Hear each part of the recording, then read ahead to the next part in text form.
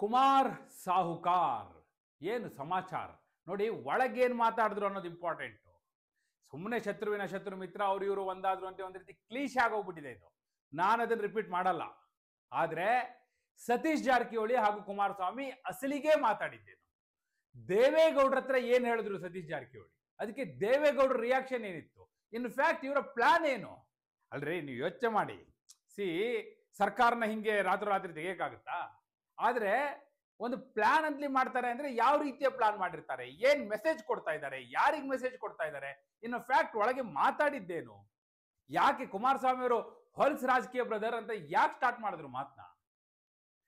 ಅದನ್ನ ಹೇಳ್ಬೇಕಲ್ವಾ? ಎಸ್, ಅದೇ ವಿವರವನ್ನ ಕೊಡೋ ಸಲುವಾಗಿ ನಾನು ಬಂದಿದ್ದೇನೆ. ಆತ್ಮೀಯರೇ, ವಾರ್ತೆ ವಿಶೇಷ ಕಾರ್ಯಕ್ರಮಕ್ಕೆ ಸ್ವಾಗತ. ನಾನು ವೀರೇಂದ್ರ ಉಪ್ಪುಂದ. ಎಸ್, ನೀವೀಗಾಗಲೇ ಎಲ್ಲ ಕಡೆ ನೋಡಿರ್ತೀರಿ. ಸತೀಶ್ ಜಾರಕಿಹೊಳಿ ಕುಮಾರಸ್ವಾಮಿ ಮೀಟಿಂಗ್ ಮಾಡಿದ್ರು, ದೇವೇಗೌಡರನ್ನ ಹೋಗಿ ಭೇಟಿ ಆದ್ರು, ಡಿನ್ನರ್ ಮೀಟಿಂಗ್ ಆಯ್ತು. ಅದೆಲ್ಲ ಸರಿ ಸ್ವಾಮಿ, ಏನು ಮಾತುಕತೆ ಆಗಿದ್ದೇನು, ಅಸಲಿಗೆ ಏನ್ ಮಾತಾಡಿದ್ರು ಇಬ್ರು, ದಟ್ ಈಸ್ ಇಂಪಾರ್ಟೆಂಟ್. ಅದನ್ನ ಹೇಳೋ ಸಲುವಾಗಿ ನಾ ಬಂದಿದ್ದೀನಿ ನೋಡಿ. ನಾ ಹೇಳಿದೆ ನಿಮಗೆ, ಕುಮಾರಸ್ವಾಮಿ ಅವರು ಸತೀಶ್ ಜಾರಕಿಹೊಳಿ ಅವ್ರನ್ನ ನೋಡಿದ ಕೂಡಲೇ ಮೊದಲು ಅವರು ತೆಗೆದಂತ ಉದ್ಗಾರವೇ ಇದೇನು ಹೊಲ್ಸ್ ರಾಜಕೀಯ ಬ್ರದರ್, ರಾಜಕೀಯ ಹೊಲ್ಸಾಗೋಯ್ತು, ಈ ಲೆವೆಲ್ಗೂ ಇಳಿತಾರ, ಹಿಂಗೆ ಸ್ಟಾರ್ಟ್ ಮಾಡಿದ್ರು ಮಾತನ್ನ ಕುಮಾರಸ್ವಾಮಿ ಅವರು ಹೇಳ್ತಾರೆ. ಯಾಕಂದ್ರೆ ಏನೆಲ್ಲ ಬೆಳವಣಿಗೆ ಆಗಿದೆ ನೀವು ನೋಡಿದಿರಲ್ಲ. ಹನಿ ಟ್ರ್ಯಾಪ್ ಪ್ರಕರಣ ಅನ್ನೋದು ಬಹುಶಃ ಕರ್ನಾಟಕ ರಾಜ್ಯ ರಾಜಕಾರಣದಲ್ಲೇ ಒಂದು ಕಪ್ಪು ಚುಕ್ಕೆ, ಕಪ್ಪು ಮಸಿ. ಅದು ಈ ಲೆವೆಲ್ಗೆ ಅದು ಕೂಡ 48 ಜನರದ್ದು ಸಿಡಿ ಸಿಗುತ್ತೆ ಅಂದ್ರೆ ಸುಮ್ಮನೆನಾ? ಅದು ಯಾರಿಗಾದ್ರೂ ಅಸಹ್ಯ ಅನ್ಸಲ್ವಾ, ಹೊಲ್ಸ್ ಅನ್ಸಲ್ವಾ? ಅದನ್ನೇ ಕುಮಾರಸ್ವಾಮಿ ಅವರು ಉದ್ಗಾರ ತೆಗೆದಿದ್ದಾರೆ. ಮೊದಲು ಅವರು ಸತೀಶ್ ಜಾರಕಿಹೊಳಿ ಅವ್ರ ಬಳಿ ಮೊದಲು ಹೇಳಿದ್ದೆ ಆ ಮಾತನ್ನ.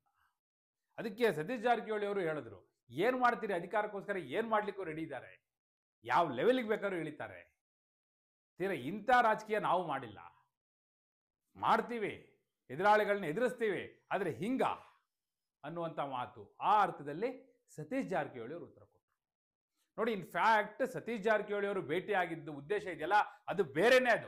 ಅದು ಬಹಳ ಮುಖ್ಯ. ಅದನ್ನ ಹೇಳ್ತೀನಿ ನಾನು ನಿಮಗೆ. ಮಾತುಕತೆ ಏನಾಯ್ತು ಅಂತ ಹೇಳೋದಿದೆಯಲ್ಲ, ಅದ್ರ ಜೊತೆಗೆ ಸತೀಶ್ ಜಾರಕಿಹೊಳಿ ಅವರ ಮೂಲ ಉದ್ದೇಶ ಏನು ಅದು ಬೇಕಲ್ಲ. ಈಗ 18 ಜನರು ಇಟ್ಕೊಂಡು ಕುಮಾರಸ್ವಾಮಿ ಅವ್ರ ಪಾಪ ಏನ್ ಮಾಡ್ಲಿಕ್ಕೆ ಸಾಧ್ಯ? ಅವ್ರೊಬ್ಬರೇ ನಿರ್ಧಾರ ಮಾಡಿದ್ರೆ ಸರ್ಕಾರ ತೆಗಿಯಕ್ಕಾಗತ್ತಾ? ಹಂಗಾಗಲ್ಲ ಅದು. ಏನೋ ಸತೀಶ್ ಜಾರಕಿಹೊಳಿ ಅವರು ಒಂದಿಷ್ಟು ಜನ ಶಾಸಕರನ್ನ ಕರ್ಕೊಂಡು ಬಂದ್ರು ಅನ್ಕೊಳ್ಳಿ, ಹಂಗಾಗಲ್ಲ. ಆದ್ರೆ ಸತೀಶ್ ಜಾರಕಿಹೊಳಿ ಅವರ ಸ್ಟ್ರಾಟಜಿ ಬೇರೆನೇ ಇತ್ತು. ಅವರ ಕಾರ್ಯತಂತ್ರ ಏನು?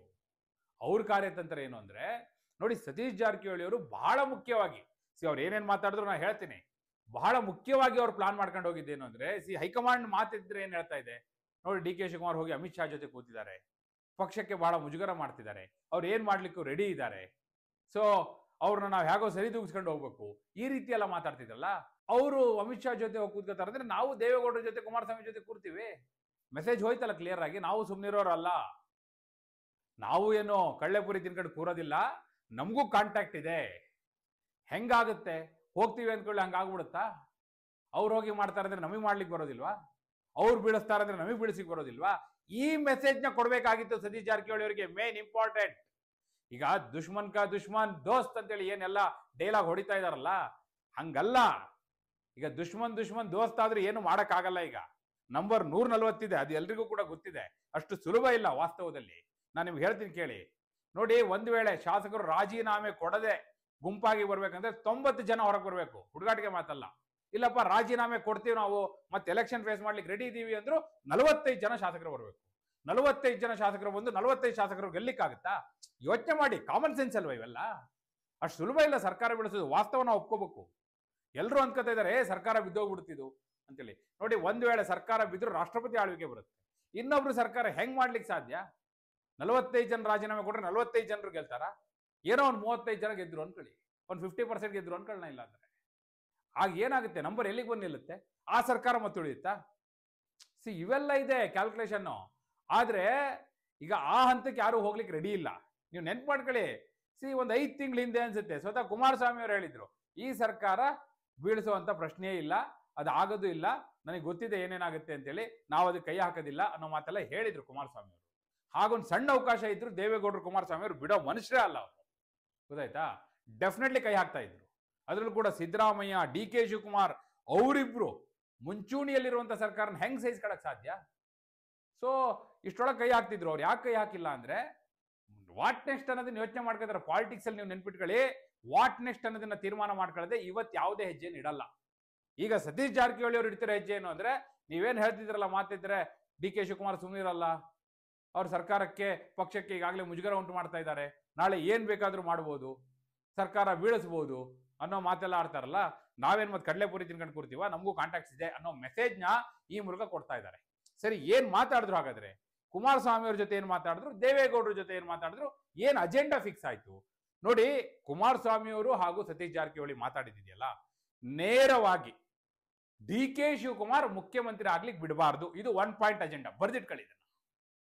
ಇಬ್ಬರೂ ಕೂಡ ಈಗ ಸತೀಶ್ ಜಾರಕಿಹೊಳಿ ಅವರೇ ಹೇಳಿದ್ದಾರೆ, ಇಲ್ಲ ಯಾವ ಕಾರಣಕ್ಕೂ ನಾವಂತೂ ಬಿಡೋದಿಲ್ಲ. ಈಗಲೇ ಹಿಂಗೆ, ಇನ್ನು ಮುಖ್ಯಮಂತ್ರಿ ಆದ್ರೆ ಇನ್ನು ಹೆಂಗೆ ನೋಡಿ. ಡಿ ಕೆ ಶಿವಕುಮಾರ್ ಅವರ ಅಗ್ರೆಸಿವ್ ಪಾಲಿಟಿಕ್ಸ್ ಇದೆಯಲ್ಲ, ಅದನ್ನ ಯಾರು ಜೀರ್ಣಿಸ್ಕೊಳ್ಳಲ್ಲ. ಅವ್ರ ಜೊತೆ ಇರೋರೇ ಅರ್ಗಿಸ್ಕೊಳಕ್ಕಾಗಲ್ಲ, ಇನ್ನು ಎದುರಾಳಿಗಳು ಹೆಂಗ್ರಿ ಅರ್ಗಿಸ್ಕೊಳ್ತಾರೆ? ಯೋಚನೆ ಮಾಡಿ ನೀವು. ಹಾಗಾಗಿ ಯಾವುದೇ ಕಾರಣಕ್ಕೂ ಡಿ ಕೆ ಶಿವಕುಮಾರ್ನ CM ಮಾಡೋದು ಅನ್ನುವಂಥ ತೀರ್ಮಾನವನ್ನ ಅದು ಹೈಕಮಾಂಡ್ ಮಾಡಲಿ, ಯಾರೇ ಮಾಡಲಿ, ನಾವು ಒಪ್ಪಲ್ಲ ಬ್ರದರ್. ಈ ಮೆಸೇಜ್ನ ಕ್ಲಿಯರ್ ಆಗಿ ಕೊಟ್ಟಿದ್ದಾರೆ. ಸರಿ ಬ್ರದರ್, ನಮ್ಮ ಕಡೆಯಿಂದ ಏನಾಗ್ಬೇಕು ಹೇಳಿ, ನಾವು ನಿಮ್ಮ ಜೊತೆಗಿದ್ದೀವಿ. ನಮಗೆ ಎಷ್ಟು ಕಾಟ ಕೊಡ್ತಾ ಇದ್ದಾರೆ ನೀವು ನೋಡ್ತಾ ಇದ್ದೀರಲ್ಲ. ನಮ್ಮ ಮನೆನೂ ಬಿಡ್ತಾ ಇಲ್ಲ, ಮನೆಗೂ ನುಗ್ಗಿದಾರಲ್ಲ, JCB ನುಗ್ಗಿಸಿದ್ದಾರೆ. ಅದೇ ಕೇತ್ಮಾರ್ನಲ್ಲಿ ಜಮೀನು ಒತ್ತುವರಿ ಇಶ್ಯೂ, ಅದನ್ನು ಕೂಡ ಮಾತಾಡಿದ್ದಾರೆ, ಈ ಸಂದರ್ಭದಲ್ಲಿ ಹೇಳಿದ್ದಾರೆ. ನಮಗೆ ಎಷ್ಟು ಕಿರುಕುಳ ಕೊಡ್ತಿದ್ದಾರೆ ನೋಡಿ ಅಂಥೇಳಿ ಸ್ವತಃ ಕುಮಾರಸ್ವಾಮಿ ಅವರು ಡಿ ಕೆ ಶಿವಕುಮಾರ್ ಅವರೇ ಇದ್ರ ಹಿಂದೆ ಇದ್ದಾರೆ ಅನ್ನುವ ಅರ್ಥದಲ್ಲಿ ಅವರು ಆರೋಪ ಮಾಡಿ ಮಾತಾಡಿದ್ದಾರೆ. ಮಾತನಾಡುವಾಗ ಇಬ್ಬರ ನಡುವೆ ಬಂದಿದೆ ಈ ವಿಚಾರ. ಸೊ ಇಬ್ಬರೂ ಕೂಡ ಈಗ ಒಂದು ಅಜೆಂಡಾ ಫಿಕ್ಸ್ ಮಾಡ್ಕೊಂಡಿದ್ದಾರೆ. ಡಿ ಕೆ ಶಿವಕುಮಾರ್ ಯಾವ ಕಾರಣಕ್ಕೂ CM ಆಗಕ್ಕೆ ಅವಕಾಶ ಕೊಡಬಾರ್ದು, ಅದಕ್ಕೋಸ್ಕರ ನಾವೇನ್ ಮಾಡ್ಲಿಕ್ಕೂ ರೆಡಿ ಇದೀವಿ. ಇದನ್ನ ಕೇವಲ ಕುಮಾರಸ್ವಾಮಿ ಅವರ ಹತ್ರ ಅಷ್ಟೇ ಅಲ್ಲ ಹೇಳಿರೋದು, ಸತೀಶ್ ಜಾರಕಿಹೊಳಿ ಅವರು KC ವೇಣುಗೋಪಾಲ್ ಅವ್ರ ಬಳಿಯೂ ಹೇಳ ಬಂದಿದ್ದಾರೆ ನೋಡಿ. ಇವತ್ತು ಕೂಡ 50 ಜನ ಶಾಸಕರು ಒಂದು ಕಾಲ ಆ ಕಡೆ ಇಟ್ಕೊಂಡು ನಿಂತಿದ್ದಾರೆ. ಒಂದು ವೇಳೆ ಡಿ ಕೆ ಶಿವಕುಮಾರ್ CM ಆದ್ರೆ 50 ಜನ ರಾತ್ರಿ ಪಾರ್ಟಿ ಬಿಡ್ತಾರೆ, ಕ್ಲಿಯರ್ ಆಗಿ ಹೇಳಿದ್ದಾರೆ. ಇನ್ನು ನಂಬರ್ ಜಾಸ್ತಿ ಆಗುತ್ತೆ. ಅವ್ರು ಹೇಳೋ ಪ್ರಕಾರ 50% ಆಫ್ MLA, ಈಗೇನು ಇದರಲ್ಲ ಒಟ್ಟಾರೆ ಶಾಸಕರು ಕಾಂಗ್ರೆಸ್ನಲ್ಲಿ, ಅದರ 50 ಭಾಗದಷ್ಟು, 50% MLAಗಳು ಹೋಗ್ತಾರೆ ಹೊರಗೆ ಅನ್ನೋ ಮೆಸೇಜ್ನ ಅವರು ಕ್ಲಿಯರ್ ಆಗಿ ಕೊಟ್ಟಿದ್ದಾರೆ. ಅಂದ್ರೆ ಅಲ್ಲಿಗೆ ಇವ್ರು ಕ್ಲಿಯರ್ ಆಗಿ ಹೇಳ್ತಿರೋದು ಏನು, ಸತೀಶ್ ಜಾರಕಿಹೊಳಿ ಅವ್ರ ಅಜೆಂಡಾ ಏನು, ಎಲ್ಲ ಹೇಳ್ತಿದ್ದಾರೆ. ಎಲ್ಲ ಏನು, ಎಲ್ಲರ ವಿಶ್ಲೇಷಣೆ ಏನು ಇಲ್ಲ. ಹೋದ್ರು ಅನಿತಾ ಬಗ್ಗೆ ಮಾತಾಡಿದ್ರು, ಬಂದ್ರು, ನೋ, ಅದಷ್ಟೇ ಮಾತಾಡ್ತಾ ಇಲ್ಲ ನೋಡಿ. ಸತೀಶ್ ಜಾರಕಿಹೊಳಿ ಅಂತ ನಾಯಕರು ಯಾವುದೋ ಒಂದು ಕೇಸ್ ಇಟ್ಕೊಂಡು ಅದೊಂದೇ ಮಾತಾಡಕ್ ಹೋಗಲ್ಲ. ಅವ್ರ ಅಜೆಂಡಾ ಏನಿರುತ್ತೆ ಅಂದ್ರೆ, ಅವ್ರ ಅಲ್ಟಿಮೇಟ್ ಗೋಲ್ ಏನು ಅದನ್ನ ಗುರಿಯಾಗಿ ಇಟ್ಕೊಂಡಿರ್ತಾರೆ. ಅವ್ರ ಅಲ್ಟಿಮೇಟ್ ಗೋಲ್ ಈಗ ಇಷ್ಟೇ, ಡಿ ಕೆ ಶಿವಕುಮಾರ್ CM ಆಗಕ್ಕೆ ಬಿಡಬಾರ್ದು, ಕ್ರಿಸ್ಟಲ್ ಕ್ಲಿಯರ್. ಅದಕ್ಕೆ ಬೇಕಾದಂತ ಫೌಂಡೇಶನ್ ಹಾಕ್ತಾ ಇದ್ದಾರೆ. ಈಗ ಕೆಲವು ತಿಂಗಳ ಹಿಂದೆ ಹೋಗಿದ್ರಲ್ಲ, ಆಗ್ಲೂ ಅದನ್ನೇ ಮಾತಾಡಿದ್ರು. ಲಾಸ್ಟ್ ಮಂತ್ ರಾಜಣ್ಣ ಹಾಗೂ ಸತೀಶ್ ಜಾರಕಿಹೊಳಿ ಇಬ್ರು ಒಟ್ಟಿಗೆ ಹೋದ್ರಲ್ಲ, ಆಗ್ಲೂ ಇದನ್ನೇ ಮಾತಾಡಿದ್ರು. ಈಗ ಒನ್ಸ್ ಅಗೈನ್ ಸತೀಶ್ ಜಾರಕಿಹೊಳಿ ಅವರು ಪುನರುಚ್ಚಾರ ಮಾಡಿರೋದು ಅದೇ. ಯಾವುದೋ ನೆಪ ಇಟ್ಕೊಂಡು ಹೋಗಿರ್ತಾರೆ ಡೆಲ್ಲಿಗೆ, ಆದ್ರೆ ಕೊಟ್ಟಿರೋ ಮೆಸೇಜ್ ಏನು ಅಂದ್ರೆ, ಹೈಕಮಾಂಡ್ಗೆ ಕ್ರಿಸ್ಟಲ್ ಕ್ಲಿಯರ್ ಮೆಸೇಜ್, ನಾವು D K Shivakumar as chief minister ಒಪ್ಪಲ್ಲ. ಈಗ ನಿಜವಾದ ವಾರ್ ಈಗ ಶುರು ಆಯ್ತು ಅಂದಿದ್ದು ಅದಕ್ಕೆ. ನಾನು ಕುಮಾರಸ್ವಾಮಿ ಅವರು ಕೈ ಜೋಡಿಸಿದ್ದಾರೆ, ಅಲ್ಲಿಗೆ ಜಾಯಿಂಟ್ ಆಪರೇಷನ್ ಆಯ್ತು. ದೇವೇಗೌಡರ ಹತ್ರ ಹೋಗಿ ಮಾತಾಡಿದ್ದಾರೆ, ಮೋದಿ ಹತ್ರ ಮಾತಾಡಿ ಅಂತ ಹೇಳಿದ್ದಾರೆ. ದೇವೇಗೌಡರು ಈ ಹಂತದಲ್ಲಿ ಇಂಥ ಅವಕಾಶಗಳನ್ನ ಒಪ್ಪಿಕೊಳ್ಳದೇ ಇರುವಷ್ಟು ದಡ್ಡತನ ದೇವೇಗೌಡರಲ್ಲಿಲ್ಲ. ಅವರು ಚಾಣಾಕ್ಷ ರಾಜಕಾರಣಿನೇ, ನಿಮಗೆ ಗೊತ್ತಿರಲಿ. ಹಂಗೆ ಅಷ್ಟಿಲ್ದೆ ಪ್ರಧಾನಮಂತ್ರಿ ಆಗಕ್ಕೆ ಸಾಧ್ಯನಾ? ಆಯ್ತು ಅಂತ ಹೇಳಿದ್ದಾರೆ ಅವರು. ನೋಡೋಣ ಏನೇನಾಗುತ್ತೆ ನೋಡೋಣ. ಇವೆಲ್ಲ ಏನಿದೆಯಲ್ಲ ಅನುಕೂಲ ಸಿಂಧು ರಾಜಕಾರಣ. ತಮ್ಮ ಅನುಕೂಲಕ್ಕೆ ಯಾವುದು ಆಗ್ಬರುತ್ತೆ ಅದನ್ನ ಆಡಿಸ್ತಾ ಹೋಗ್ತಾರೆ. ಆ ಆಟ ಆಡೋದು ಎಲ್ರು ಕೂಡ. ಹೆಸರಿಗೆ ರಾತ್ರಿ ಊಟ, ಆಡೋದು ಚದುರಂಗದ ಆಟ. ಕೇವಲ ಒಬ್ಬರೇ ಅಲ್ಲ ರಾಜಕಾರಣದಲ್ಲಿ, ಚೆಸ್ ಆಡೋದು ಒಬ್ಬರೇ ಅಲ್ಲ. ನಾನ್ ಚೆಸ್ ಆಡ್ತೀನಿ, ಫುಟ್ಬಾಲ್ ಆಡಲ್ಲ ಅಂತ ಡಿ ಕೆ ಶಿವಕುಮಾರ್ ಅವ್ರು ಹೇಳಿದ್ರೆ, ಅವ್ರೊಬ್ಬರೇ ಅಲ್ಲ, ಚೆಸ್ ಆಡೋರು ಬಹಳ ಜನ ಇದ್ದಾರೆ ರಾಜಕಾರಣದಲ್ಲಿ. ಅದರಲ್ಲಿ ದೇವೇಗೌಡರು ಒಬ್ರು ಹಳೆ ತಲೆ. ಹಿಂದೆ ರಾಜ ಮಹಾರಾಜರ ಕಾಲದಲ್ಲಿ ಚದುರಂಗ ಯಾವ ರೀತಿ ಆಡ್ತಿದ್ರು ಅಂದ್ರೆ, ಸೈನಿಕ ಅಂದ್ರೆ ನಿಜವಾದ ಸೈನಿಕನ ನಿಲ್ಸ್ಕೊಳ್ಳರಂತೆ ಎದುರುಗಡೆ. ಆನೆ ಅಂದ್ರೆ ಆನೆ ಇರೋದಂತಲ್ಲ, ಒಂದು ಕುದುರೆ ಅಂದ್ರೆ ಕುದುರೆ ಇರೋದಂತೆ, ರಥ ಅಂದ್ರೆ ರಥ ಇರೋದು. ಆ ರೀತಿ ಜೀವಂತ ಆನೆ, ಜೀವಂತ ಕುದುರೆ, ಜೀವಂತ ಸೈನಿಕರೇ ಅಲ್ಲಿ ಧಾಳ ಪಗಡೆಗಳು. ಹಾಗಾಡ್ತಾ ಇದ್ದವ್ರು ಹಳೆ ಕಾಲದಲ್ಲಿ. ಆ ರೀತಿ ಆಟ ಆಡಿದವ್ರು ದೇವೇಗೌಡರು. ಅವ್ರು ಬಿಡ್ತಾರ ಇಂಥ ಅವಕಾಶ ಸಿಕ್ಕರೆ? ಅವರು ಸರಿ ಆಯ್ತು ಅಂದ್ರೆ ವಾರ್ನ ವೇದಿಕೆ ರೆಡಿ ಆಗಿದೆ, ಆಫರ್ನ ಒಪ್ಕೊಂಡಿದ್ದಾರೆ. ಇನ್ನೇನಿದ್ರು ಕೂಡ ಯುದ್ಧ ಶುರು. ಈಗ ಕದನ ತೆರೆ ಹಿಂದೆ ನಡೀತಾ ಇತ್ತು, ಈಗ ಓಪನ್ ವಾರ್ ಆಗಿ ನಿಮ್ಮ ಎದುರುಗಡೆ ಬಂದಿದೆ. ನಾ ಹೇಳಿದ್ದೆ ಹಿಂದೆ, ನೋಡಿ ಎಲ್ಲರೂ ಆದ್ಮೇಲೆ ಹೇಳ್ತಾರೆ, ನಾನು ಮೊದಲೇ ಹೇಳ್ತಾ ಇದ್ದೀನಿ ಅಂತ. ಹಿಂದೆ ಇದನ್ನ ನಾನು ವಿಶ್ಲೇಷಣೆ ಮಾಡಿದ್ದೆ. ಈಗ ಅದೇ ಆಗ್ತಾ ಇದೆ. ವಾಟ್ ನೆಕ್ಸ್ಟ್ ಹಾಗಾದ್ರೆ ಅದನ್ನು ಹೇಳ್ಬಿಡ್ತೀನಿ. ವಾಟ್ ನೆಕ್ಸ್ಟ್ ಅನ್ನುವಂಥ ಪ್ರಶ್ನೆ ಇದೆಯಲ್ಲ, ನೋಡಿ ಇದೆಲ್ಲದರ ಪರಿಣಾಮ ಏನಾಗುತ್ತೆ? ಹೈಕಮಾಂಡ್ಗೂ ಕೂಡ ಇದು ತಲೆನೋವಾಗುತ್ತೆ. ಆ ಕಡೆ ಡಿ ಕೆ ಶಿವಕುಮಾರ್ ಬಿಡಕ್ ರೆಡಿ ಇಲ್ಲ, ಈ ಕಡೆ ಸತೀಶ್ ಜಾರಕಿಹೊಳಿ ಟೀಮ್, ಸಿದ್ದರಾಮಯ್ಯ ಅವರ ಟೀಮು ಬಿಡಕ್ ರೆಡಿ ಇಲ್ಲ. ಏನ್ ಮಾಡ್ತಾರೆ ನೋಡಿ, ಇದನ್ನೇ ಮಾಡ್ತಾರೆ. ನೆನ್ಪಿಟ್ಕೊಳ್ಳಿ, ಇದನ್ನ ನಾನು ಮತ್ತೆ ಹೇಳ್ತೀನಿ. ಹೈಕಮಾಂಡಿಗೆ ಟೈಮ್ ಬೈ ಮಾಡುತ್ತೆ. ಹೆಂಗೋ ಈಗಿನ ಈ ಸವಾಲನ್ನ ಮುಂದಕ್ಕೆ ಹಾಕೊಳ್ಳೋಣ, ಮುಂದೆ ನೋಡೋಣ, ಸ್ವಲ್ಪ ಸಮಯ ತೆಗೆದುಕೊಳ್ಳೋಣ, ಆ ಪರಿಸ್ಥಿತಿಗೆ ಬರ್ತಾರೆ. ಆಯ್ತು ತಡ್ರಪ್ಪ, ಸುಮ್ನಿರಿ ಅಂತಲಿ ಸುಮ್ನಿರಿಸಿದ್ರೆ ಸಾಕಾಗಿದೆ. ಅವರಿಗೆ ಆಗೋ ಡ್ಯಾಮೇಜ್ನ ಕಂಟ್ರೋಲ್ ಮಾಡ್ಕೊಂಡ್ರೆ ಸಾಕಾಗಿದೆ. ಮತ್ತೊಂದು ಡಿಸಿಷನ್ ತಗೊಂಡು ಅದ್ಯಾರಿಗೆ ಬೇಕು ತಲೆನೋವು? ಅದನ್ನ ಹುಡುಗಾಟಿಗೆ ಮಾತಲ್ಲ ಇಂಪ್ಲಿಮೆಂಟ್ ಮಾಡೋದು. ಯಾರು ಒಪ್ಲಿಕ್ಕೆ ರೆಡಿ ಇಲ್ಲದೆ ಇದ್ದಾಗ ಯಾವ ನಿರ್ಧಾರವನ್ನು ಹಾಗೆ ತೆಗೆದುಕೊಳ್ತೀರಿ ನೀವು? ಅದಕ್ಕೆ ಏನ್ ಮಾಡ್ತಾರೆ? ಸಮಯ ತೆಗೆದುಕೊಳ್ಳುತ್ತಾರೆ. ಸೊ ಕಂಪ್ಲೀಟ್ ಪ್ರೋಸೆಸ್ ನ ಪೋಸ್ಟ್ ಪೋನ್ ಮಾಡುವಂತ ಪ್ರಯತ್ನವನ್ನ ಹೈಕಮಾಂಡ್ ಮಾಡುತ್ತೆ.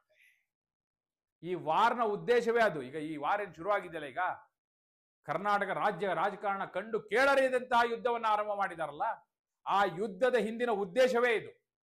ಎಲ್ಲವೂ ಕೂಡ ಪೋಸ್ಟ್ ಪೋನ್ ಆಯ್ತು ಅಂದ್ರೆ ಇವ್ರ ಉದ್ದೇಶ ಈಡೇರಿತು ಅಂತ. ಆಗ ಸಹಜವಾಗಿ ಪ್ರಶ್ನೆ ಬರೋದು, ಈಗಾಗಲೇ ಸಿದ್ದರಾಮಯ್ಯನವರು ಸಿಎಂ ಆಗಿ ಕೂತಿದ್ದಾರೆ.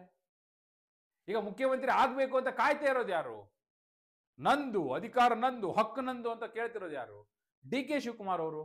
ಅವ್ರೇನ್ ಮಾಡ್ತಾರೆ ಅದು ಪ್ರಶ್ನೆ ಬರುತ್ತೆ. ಹೈಕಮಾಂಡ್ ವಿರುದ್ಧ ಹೋಗ್ಬಿಡ್ತಾರ ಅವರು? I don't think so. ಸದ್ಯಕ್ಕಂತೂ ಆ ಹೆಜ್ಜೆಯನ್ನ ಈಗಿಡಲ್ಲ ಅವರು. ಯಾಕಂದ್ರೆ ಅವರಿಗೂ 101 ತಲೆನೋವು ಇದೆ ಕಣ್ರಿ. ಕೇಸ್ಗಳು 10 ಕೇಸ್ಗಳಿದೆ, ಅದರಿಂದ ಹೊರಗೆ ಬರಬೇಕಾಗಿದೆ ಅವರಿಗೆ. ಮತ್ತೆ ಸರ್ಕಾರ ಬೆಳೆಸ್ಬಿಟ್ಟು ಅವ್ರು ಸಿಎಂ ಆಗಕ್ಕಾಗತ್ತಾ? ಹೆಂಗ ಸಾಧ್ಯ? ಇವ್ರು ನೋಡಿದ್ರಲ್ಲ, ಸತೀಶ್ ಜಾರಕಿಹೊಳಿ ಅವರು ಕುಮಾರಸ್ವಾಮಿ ಅವ್ರ ಜೊತೆ, ದೇವೇಗೌಡರ ಜೊತೆ ಮೀಟಿಂಗ್ ಮಾಡಿದ್ದಾರೆ. ಅಲ್ಲಿ ಯತ್ನಾಳು, ರಮೇಶ್ ಜಾರಕಿಹೊಳಿ ದೊಡ್ಡ ಟೀಮೇ ಇದೆ. ಇಲ್ಲಿ ಅವರೆಲ್ಲ ಸುಮ್ಮನಿರ್ತಾರ? ಬಿಜೆಪಿ ಜೊತೆ ಹೋಗಿ ಸರ್ಕಾರ ಮಾಡೋದು ಅಷ್ಟು ವಾಸ್ತವದಲ್ಲಿ ಸುಲಭ ಇಲ್ಲ ಅಂತ ಹೇಳಿದ್ದೀನಿ. ನಾನು ನಂಬರ್ಸ್ ಹೇಳಿದ್ದೀನಿ ನಿಮ್ಗೆ, ಏನು ಒಳಗಡೆ ಮಾತಾಡಿದ್ದಾರೆ ಅಂತ ಹೇಳಿದ್ದೀನಿ. ವಾಟ್ ನೆಕ್ಸ್ಟ್ ಅನ್ನೋದನ್ನ ಹೇಳಿದ್ದೀನಿ. ಹೈಕಮಾಂಡ್ ಏನ್ ಮಾಡುತ್ತೆ ಅಂತ ಹೇಳಿದ್ದೀನಿ. ಇಷ್ಟೆಲ್ಲ ಹೇಳಿದ್ಮೇಲೆ ಏನಾಗುತ್ತೆ ಅನ್ನೋದು ನಿಮ್ಗೆ ಗೊತ್ತಾಗ್ಬಿಡುತ್ತೆ. ನೀವು ನಮ್ಗಿಂತ ಬುದ್ಧಿವಂತರಿದ್ದೀರಿ. ಯಾಕಂದ್ರೆ ನೀವು ಕಮೆಂಟ್ ಅಲ್ಲಿ ಹೇಳ್ತಿರಲ್ಲ ಕೆಲವು ವಿಚಾರಗಳು, ಅದು ದಿ ಬೆಸ್ಟ್ ಅನಾಲಿಸಿಸ್. ನಾನು ನೋಡ್ತಾ ಇರ್ತೀನಿ, ಬಹಳ ಅದ್ಭುತವಾಗಿರುತ್ತೆ ನಿಮ್ಮ ವಿಶ್ಲೇಷಣೆ. ಕೆಲವರೆಲ್ಲ ಬಹಳಷ್ಟು ಜನ ಹೇಳಿದ್ರಿ, ಏನಂತ ಹೇಳಿದ್ರಿ ನೋಡಿ, ಇದೆಲ್ಲ ತರ್ತಿರೋದೆ.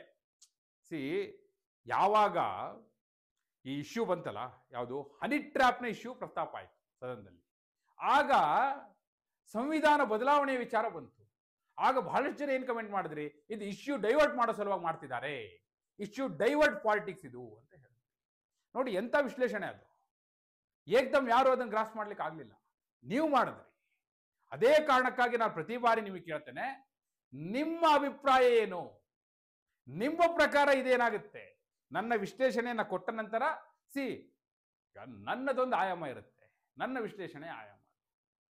ಹಾಗೆ ನಿಮ್ಮದು ಒಂದಿರುತ್ತಲ್ಲ, ನಿಮ್ಮ ಆಯಾಮ ಏನು? ಏನಾಗಬಹುದಿದು? ಈಗ ಇವರೆಲ್ಲ ಅಂದ್ಕೊಂಡೀಗ ಒಂದು ದಾಳ ಉರುಳಿಸಿದ್ದಾರೆ, ಹೆಂಗೋ ಇದು ಪೋಸ್ಟ್ ಪೋನ್ ಆದ್ರೆ ಸಾಕು ಅಂತ. ಯಾವುದೇ ಕಾರಣಕ್ಕೂ ಡಿ ಕೆ ಶಿವಕುಮಾರ್ ಸಿಎಂ ಆಗದೆ ಇದ್ರೆ ಸಾಕು ಅಂತ. ಹಾಗೆ ಆಗುತ್ತಾ? ಅಥವಾ ಇವೆಲ್ಲವನ್ನೂ ಮೀರಿ ಹೈಕಮಾಂಡ್ ಯಾವುದೋ ನಿರ್ಧಾರ ಮಾಡಿಬಿಡುತ್ತಾ? ಡಿ ಕೆ ಶಿವಕುಮಾರ್ ಸಿಎಂ ಆಗ್ಬಿಡ್ತಾರಾ? ಅಥವಾ ಇಲ್ಲ ಸದ್ಯಕ್ಕೆ ಸಿದ್ದರಾಮಯ್ಯನವರೇ ಸಿಎಂ ಆಗಿ ಮುಂದುವರಿತಾರೆ ಅಂತೀರಾ? ಅಥವಾ ಇಬ್ಬರ ಜಗಳ ಮೂರನೇವನಿಗೆ ಲಾಭ ಅಂತ ಮೂರನೇವನ್ ಯಾರಾದ್ರೂ ಲಾಭವನ್ನ ಪಡೆದು ಬಿಡ್ತಾನ? ಹಿಂದೆಲ್ಲ ನಾವು ನೋಡಿದೀವಲ್ಲ, ಯಾರು ಅಂದ್ಕೊಂಡಿದ್ರು ಬಸವರಾಜ ಬೊಮ್ಮಾಯಿ ಸಿಎಂ ಆಗ್ತಾರೆ ಅಂತ? ಯಾರು ಅಂದ್ಕೊಂಡಿರಲಿಲ್ಲ. ಯಾರ್ಯಾರ್ದು ಹೆಸರಿತ್ತು, 10 ಜನರ ಹೆಸರು ಓಡಿತ್ತು. ಕಡೆಗೆ ಬೊಮ್ಮಾಯಿ ಅವರು ಬಂದು ಸಿಎಂ ಆದ್ರು. ಹೇಳಕ್ಕಾಗಲ್ಲ, ಮುಂದೆ ಏನಾದ್ರೂ ಆಗ್ಬೋದು ರಾಜ್ಯ ರಾಜಕಾರಣದಲ್ಲಿ. ಅದಕ್ಕೆ ರಾಜಕಾರಣದಲ್ಲಿ 2+2 ಯಾವತ್ತು 4 ಅಲ್ಲ, ಅದು 5 ಆಗ್ಬೋದು, 3ನೂ ಆಗ್ಬೋದು. ಈಗ ಏನಾಗಬಹುದು? ನಿಮ್ಮ ಅಭಿಪ್ರಾಯವನ್ನ ಕಮೆಂಟ್ ಮೂಲಕ ತಿಳಿಸಿ. ಹಾಗೆ ನೀವಿನ್ನು ವಾರ್ತೆ ಚಾನೆಲ್ನ ಸಬ್ಸ್ಕ್ರೈಬ್ ಮಾಡಿಲ್ಲ ಅಂದ್ರೆ ಈಗಲೇ ಸಬ್ಸ್ಕ್ರೈಬ್ ಮಾಡಿ. ಧನ್ಯವಾದ.